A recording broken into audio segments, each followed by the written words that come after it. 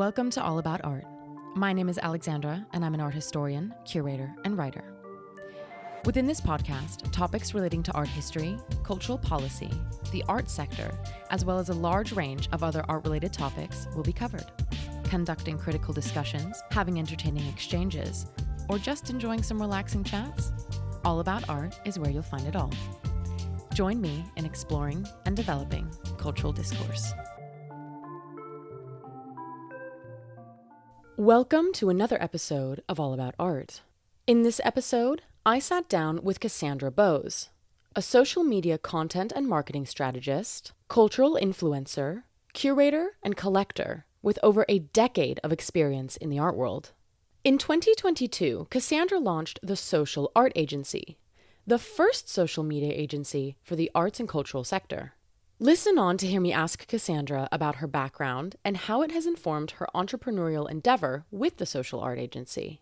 We speak about how she decided on the strategy for the business as well as the marketing for it. She also candidly shares past businesses she started that didn't take off and what she learned from those, along with where she sees the future of social media in the arts today. Thank you, Cassandra, for coming on the podcast. Before I dive in, I wanted to let you lovely listeners know that All About Art is on Patreon. So if you want some behind-the-scenes content, maybe a bit of merch, the chance to get one-on-ones with me and my guests, or you're simply wanting to support this project, I would be absolutely thrilled if you decided to sign up. You can do so through the link in the show notes. I also wanted to say thank you to those who have already signed up. Your support means the world, and it makes the further production, improvement, and growth of the podcast possible. And for that, I'm incredibly grateful. Also, thank you to our sponsors at Synergy Associates, the art world tech gurus, for supporting this episode's production at their clubhouse on Pall Mall. You can find more about Synergy and their facilities in the show notes. And now, on to the interview. Welcome to the podcast, Cass. Hey, Alex. To start us off, I would love for you to tell listeners more about your background. What did you study, and what has your career path throughout the last decade in the arts looked like?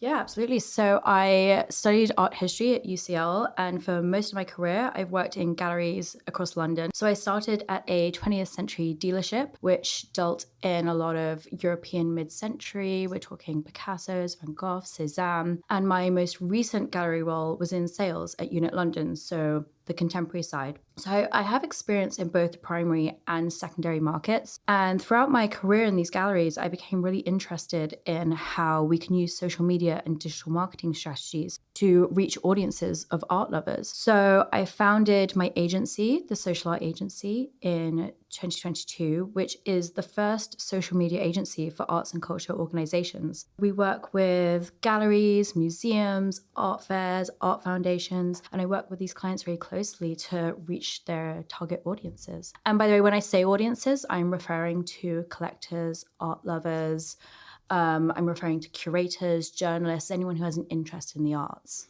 That's a really good distinction to make, I think, and to make really clear what these cultural organizations are looking for in terms of their reach and in terms of who they want to attract in looking at their content and what they're producing. So how did you recognize through your experiences that the Social Art Agency fills a gap in the market that we need in the arts? I mean, initially, I had my own personal Instagram, The Arts Editor, which I still use. That was really a passion project that I started alongside my gallery roles. And the purpose of that Instagram page was to post about art exhibitions that were currently in London and communicate that with audiences. I use the word audiences a lot. Well, but that's what it's about, right? Because it's all about the audience. It's all about the audience. It's all about reaching the audience. That's what social media is for, because if you don't have anyone looking at your social media, why are you producing that? We can't necessarily translate that into other things within the arts because, you know, for example, artists make art whether someone's going to look at it or not, right? But when it comes to social media, that is the core goal. Absolutely. And also, When I started that Instagram, I initially had the idea that I specifically wanted to reach non-art world audiences, saying, hey, there are these really incredible exhibitions across London. Maybe at the weekend when you're planning your brunches or your dinners, maybe you can think about visiting an art gallery at the same time. So when I talk about audiences, it's a really key factor for me. But when I talk in the context of the social art agency, it is about reaching specifically the art audiences. And there is such an incredible community of art audiences that we want to reach. So whilst I was doing my own personal Instagram, the arts editor, a couple of galleries approached me and asked me to do their Instagrams. And I said, no, I don't do that. And they said, but you can. And I said, yes, I can. So that's how the initial seed was planted. But my experience at Unit London was a huge inspiration for what the agency is now. Unit London, for anyone who isn't aware of the gallery, although they must be, and they should be, because Joe has been on the podcast. Joe has been on the podcast, and you did your incredible networking event at the gallery. I hope everyone knows about the gallery. And I love how like you're plugging the podcast more than I in this situation. I love that. I'm plugging Unit London because there's such an incredible gallery, and they really were such a huge inspiration because they started out as a small, I think, nomadic gallery in 2013 in Soho. And with a bit of marketing background and social media knowledge, they transformed the gallery into what it is now, which is this big, beautiful space on Hanover Square, opposite Pace. They work with some incredible artists, and they use social media and specifically Instagram to do that. And I know that to this day, they still use social media as a huge part of their marketing strategy. They have 500,000 followers, and 500,000, really? Do they? They have 500,000 followers. Jesus. And actually, I've seen a lot of gallery Instagrams, and they have a lot more than most because it's tricky to build up an audience that big. Yeah. I think the big ones like Gallery Max Hetzler, Gallery Today's Row Pack, it's always like between 100,000 and 300,000, I'd say. Like that's what I've noticed. Well, if we come back down to audiences, the art world is actually quite a niche audience. Yeah. So actually, it's quite a niche audience that we're trying to reach. So to have 500,000 followers is a huge, huge achievement. Absolutely. Absolutely. So it's the ultimate demonstration in the power of the digital. And I really believe actually that the art world is leagues behind other industries, as they so often tend to be. So they're leagues behind other industries in terms of using digital marketing and social media strategies to market their galleries. A lot of them spend so much on PR. It's equally as important, if not more important, to put those same resources into your social media strategy, because I think that you can do a lot more with a lot less. I think it's really interesting how you've made a very clear distinction between the audiences that you were trying to reach with the arts editor, which is, people who might not engage with the arts that much, and trying to get new audiences for the arts, because I think we're all kind of aiming for that in one way or another. Not all of us, but I'm definitely also someone who's like, if I'm talking to people about what my aim is with maybe my Instagram, or not necessarily with the podcast, but for people who might be interested in coming into the arts, it's like, here, let me open a door to make it more accessible and to make it something that might be more attractive for people to walk into. So I think that these goals are something that we hear a lot, and it's really important because not enough people engage with the arts. It is an issue. Not enough people engage with it, and not enough people support the arts. And I'm speaking about the government right now when I talk about like cuts in funding, but also when someone does enter into the arts, and let's say like someone wants to go down the entrepreneurial route and they want to start their own gallery, how the hell do you reach collectors? Like I wouldn't know how to do that on an Instagram. And so really having that distinction between what you offer with, your Instagram and how you built it and what your goal was back then versus your business now, I think that that's incredibly interesting. Well, I'd really like to speak on that point about reaching new collectors as a young gallery, because there's a huge explosion of incredible young new galleries. And the art landscape is so different now to when I graduated in 2015. Yeah. There's a lot more exciting young galleries opening on the scene, but that also means that they're all vying for attention from the same audiences, from the same collectors. How do you stand out? How do you reach them? And one of my favorite stories is when I was working one of my previous gallery roles in sales. I was working with a collector, and he was talking about a gallery that he'd recently bought a piece from, and he referred to them as one of the biggest galleries in London. And I was quite surprised because it's a great gallery, but they are kind of in the depths of North London with a relatively small, modest space. Great program, but not a gallery that you would refer to as one of the biggest galleries in London. But the reason that he had this perception is because their social media was brilliant. So the collector referred to them as one of the biggest galleries in London, and it was because they had really nailed their social media strategy. When you went onto their Instagram page, it was slick, it was beautiful. They had invested money into beautiful photography of the space, beautiful videography of the artworks, and it made the space seem a lot bigger physically, but also made the gallery seem as if they were a bigger presence in the market. And for a lot of these collectors, they might not ever come to London. They might be based in Asia. They might be based in the US. Hopefully they get the chance to come over and visit. But a lot of these audiences you're communicating with, you might never actually have the chance to meet them in person and welcome them into your gallery. So the only impression they have of you is what they can see online. So if you really nail the message that you're trying to communicate online, you get that right, then that is exactly how you are going to find your audiences. That's exactly how your audiences are going to connect with you. And it almost at that point doesn't matter if your space is tiny and in the middle of nowhere, because your social media is your biggest shop window.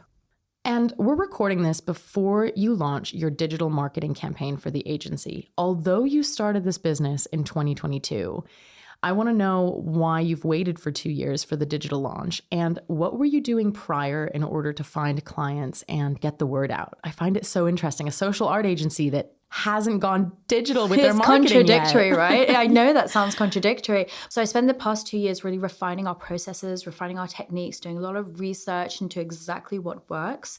We have been working really closely with some really incredible clients. And thank you to my extensive experience in the art market prior to this. I had a lot of contacts. I had a lot of great friends in the industry. So I've been really lucky to work over the past 2 years with some really incredible clients, a mixture of galleries, museums, foundations, fairs that I have very close personal relationships with. And we've worked together, we've refined our processes, refined our strategies. I've hired some incredible people, and I wanted to wait until I had it absolutely perfect to launch digitally. And it's almost 2 years to the day that we will be launching the company for the wider market.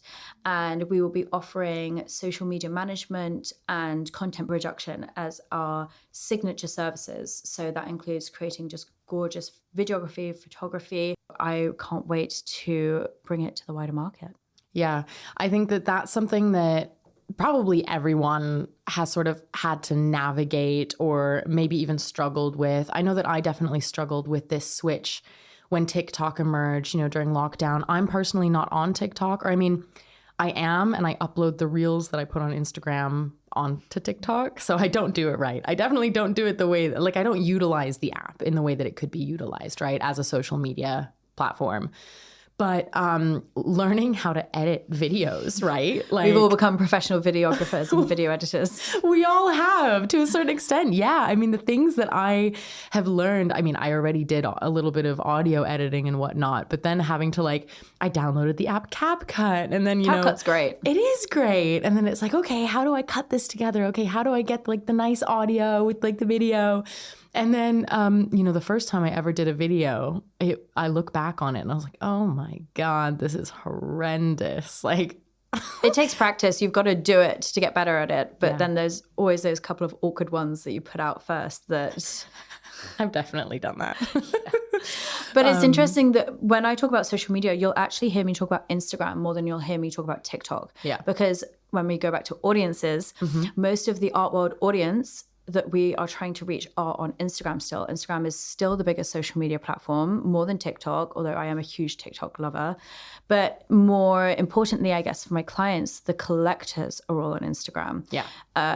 Millennials are the fastest growing sector of collectors. that's great. They're definitely on TikTok, but the slightly older generation, they haven't made it around to TikTok yet. So when I talk about platforms, when I talk about social medias, for me, it's still Instagram first, but I am also working with clients to refine TikTok strategies, but they have to be a little bit more patient with the TikTok strategy. The Instagram strategy is the one that counts for now. Yeah, I understand that. Also because I feel like a couple of years ago when I was entering into the art world, and people have really been using Instagram over the last, I don't know, maybe decade, almost as a way of not only networking, which is like the bread and butter of the arts and cultural sector, but also a way of sort of being able to have a visual, casual portfolio, right? That you can just show people. It's like a business card, but online that people can scroll through, look at your work, look at what you do.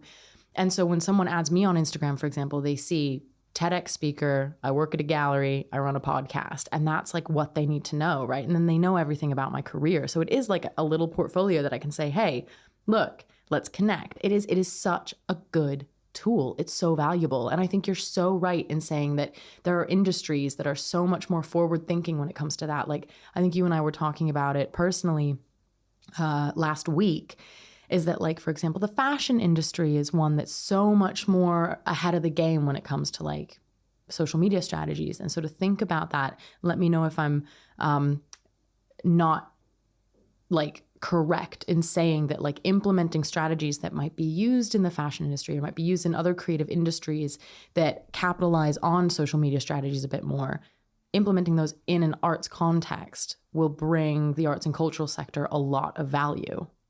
Absolutely. And there are elements of social media and digital strategy that you won't hear me talking about so often because I think people find them a bit scary and they're not quite there yet. Mm-hmm. But I'm talking things, for example, that the fashion and beauty industries have used for a long time, and that is influencer marketing, SEO. What is SEO? SEO is search engine optimization. So there's a couple of ways of doing that, but the most popular SEO strategy relies on keywords. Okay.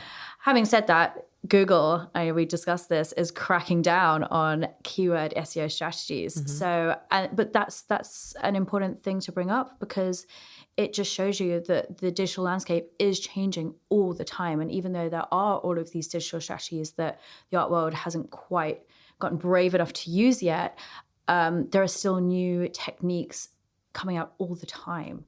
And it's a very fast industry because it's very much like the tech industry, right? And so we think about like technology, we think about all of these adaptations, and it moves so quickly. It changes all the time. A strategy that may have worked 4 years ago, like my Instagram strategy to grow a following, was engaging with as many posts as I could by liking them, commenting on them, maybe for like an hour a day, and then posting like 3 times a week. We actually use that community, I call it community engagement or community management. We use that strategy of engaging with other creators on the app as one of our main strategies for growth. It's a really effective growth strategy. Well, then I guess I wasn't wrong. So you're basically a social media manager. It's time consuming. That's the problem. It's very time consuming. So the businesses that I'm working with, they certainly don't have time to be sitting there on the app all day engaging. But there are a lot of different tactics you can use to grow, but that is my favorite one because you can also target who you're engaging with. Yeah. So rather than growing an audience of people who might not be so interested, you're specifically growing an audience of potential collectors, potential visitors to your museum. It's a lot more refined. Mm-hmm. Mm-hmm. And you have the entrepreneurial itch, which is amazing. But this isn't the first time that you've launched a business. Can you tell me about some past endeavors which failed as businesses? And I say failed, it's a bit of a harsh word, but we can talk about that word in general and how it's not necessarily a failure, but a lesson. Why did they not succeed? And what did you learn for this business now? Sure. So before the social art agency, I ran an online exhibitions platform called The Viewing Room, and that eventually evolved into a nomadic gallery. And ultimately, I'm very proud of those projects. I really loved doing them. I am a collector myself, and I really enjoyed a lot of aspects of those companies that allowed me to interact with the artists, interact with collectors. I had my sales experience. It seemed like the most natural fit. But it became very apparent to me as it evolved naturally into the social art agency.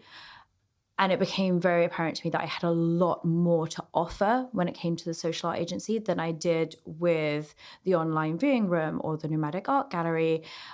I also found that there were a lot of people in that space, and I wasn't offering anything different from them. Whereas with the social art agency, I had a very clear voice. I had a very clear offering that I felt would make a difference. Absolutely. Absolutely. I think that you make a really good point. And like, you're not, it sounds kind of harsh, but like, you're not like lying to yourself thinking like what I'm doing with this online viewing room is so special, right? It's like so different.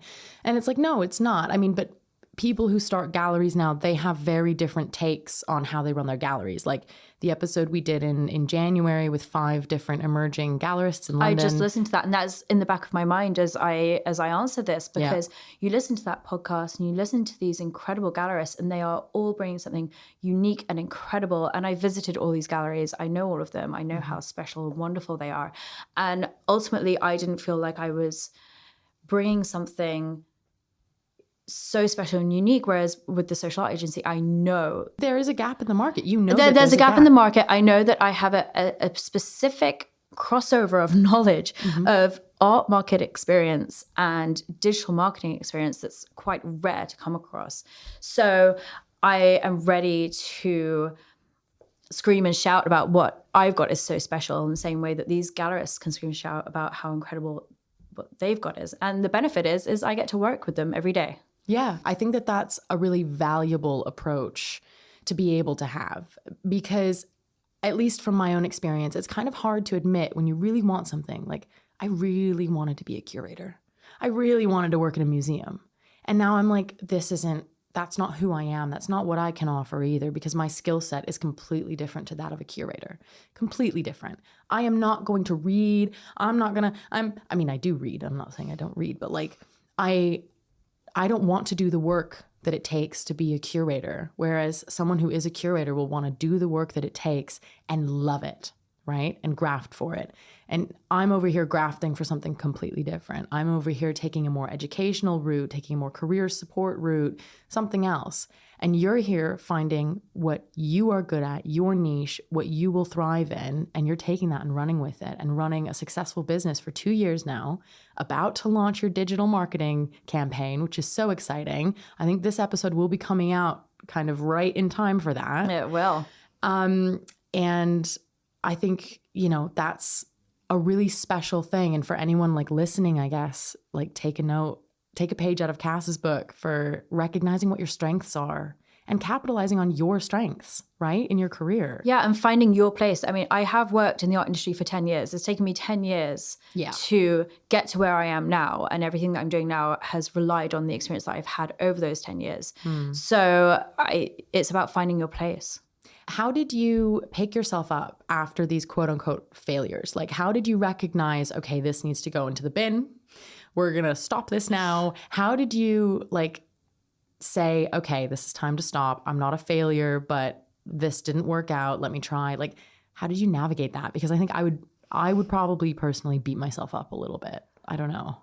Ultimately gut feeling, but I suppose the real answer is I never truly stopped. Just one thing evolved into the other. So the online viewing room evolved into the nomadic gallery. The nomadic gallery kind of evolved into the social art agency when I was refining sales processes and sales techniques and how to find collectors. There was a very natural journey. So I wouldn't ever say I actually ever said, let's put this in the bin now, I'm done with that. Yeah, no. That wasn't the most elegant way of describing that, was it? In the trash.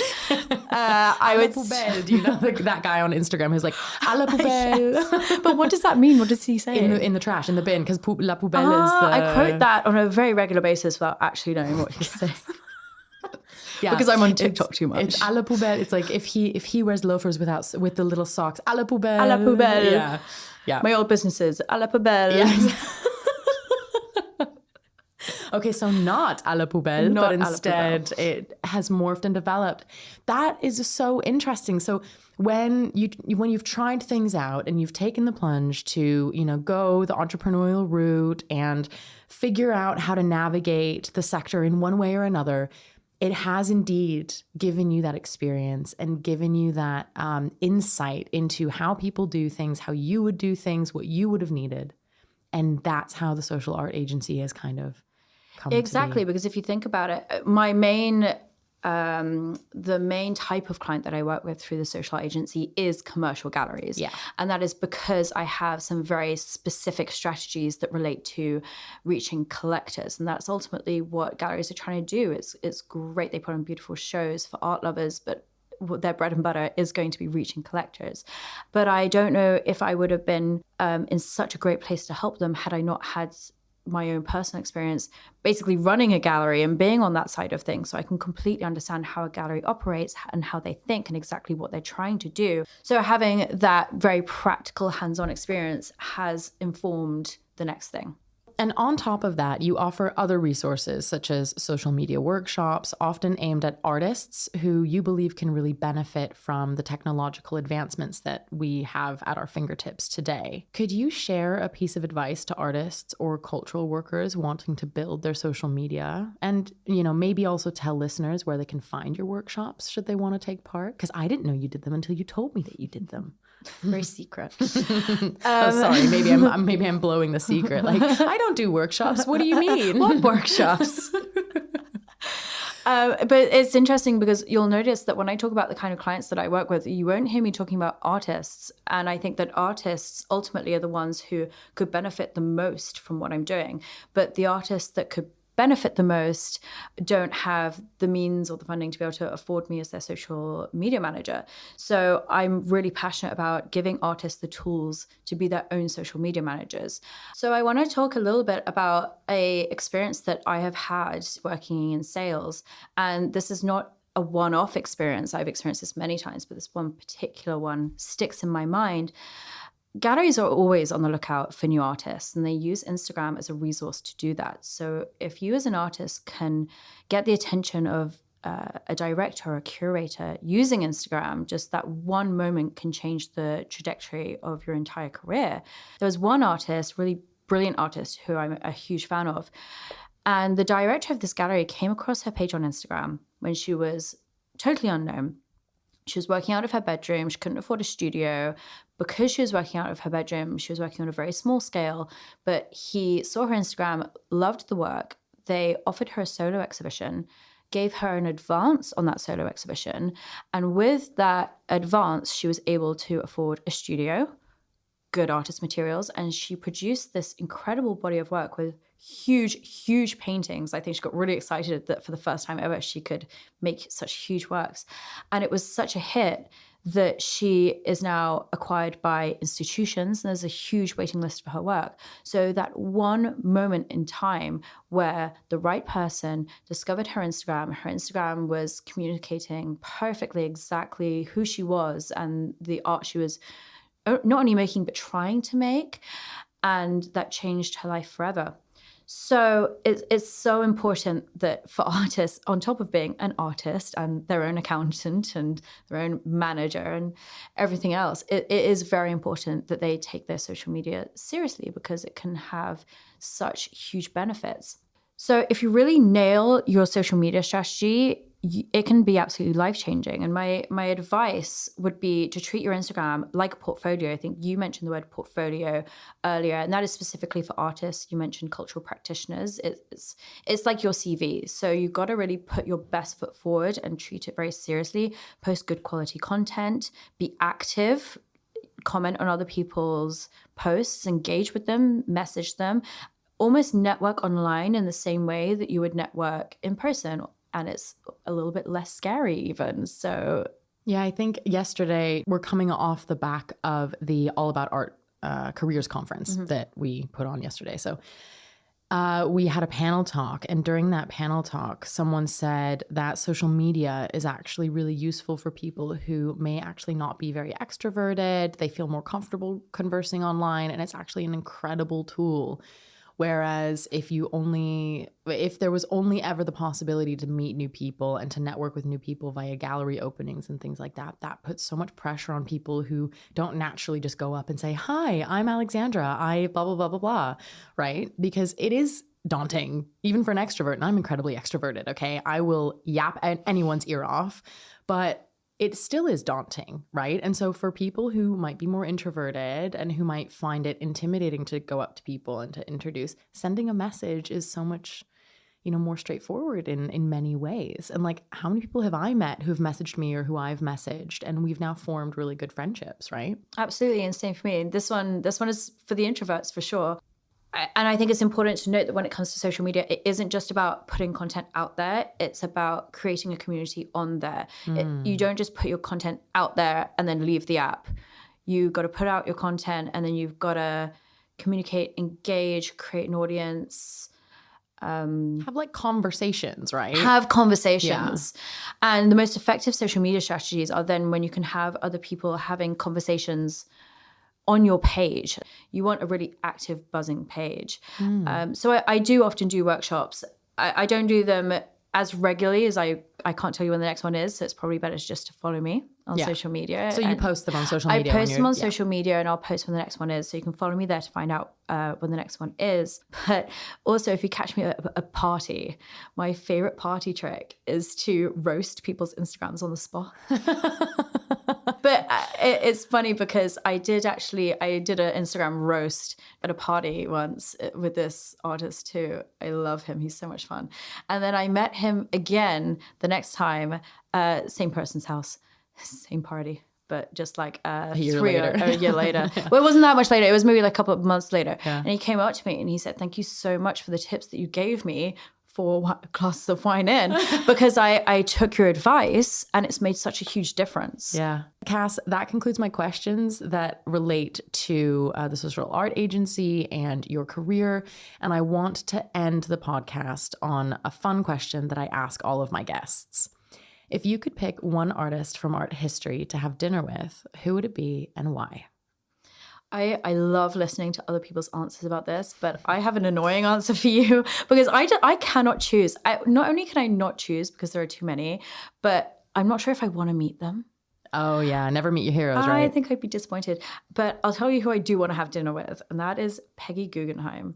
Oh yes. Because you know what? We can have a couple of glasses of wine. I'll roast her Instagram. And then she can tell me like about all the artists that she worked with, all the surrealists, like her relationship with Max Ernst. I bet she's a gossip. I love some gossip. And I also massively respect and admire her for the collections that she's put together. The Guggenheim in Venice is one of my happy places. Have you read her autobiography, Out of the Century? I devoured that to the point where the pages are falling out. Yeah, I read it before because I was such an eager beaver when the Peggy Guggenheim collection said they would collaborate with me, because I interviewed Grażyna Subolite, who's the curator at the Guggenheim. Okay, so I need to listen to that one next. Yeah, it's during the 2022 Venice Biennale that we did that. So it's a little bit further back than probably the ones you've been listening to recently. But I read her autobiography before going to Venice. Like I was obsessed. I was like, Peggy. Perfect timing just before you go to Venice. Yep. Yeah, it was strategic. I was like, I need to read this before I go. Yeah. Cass, thank you so much for coming on All About Art and sharing your experiences and telling us more about the Social Art Agency. Thank you so much for having me, Alex. And that is it for today on All About Art. If you enjoyed this episode, please leave me a rating or a review, as it helps more people discover the show. Also, feel free to share with your friends, or if you share on social media, tag me and get in touch. Thank you so much for listening.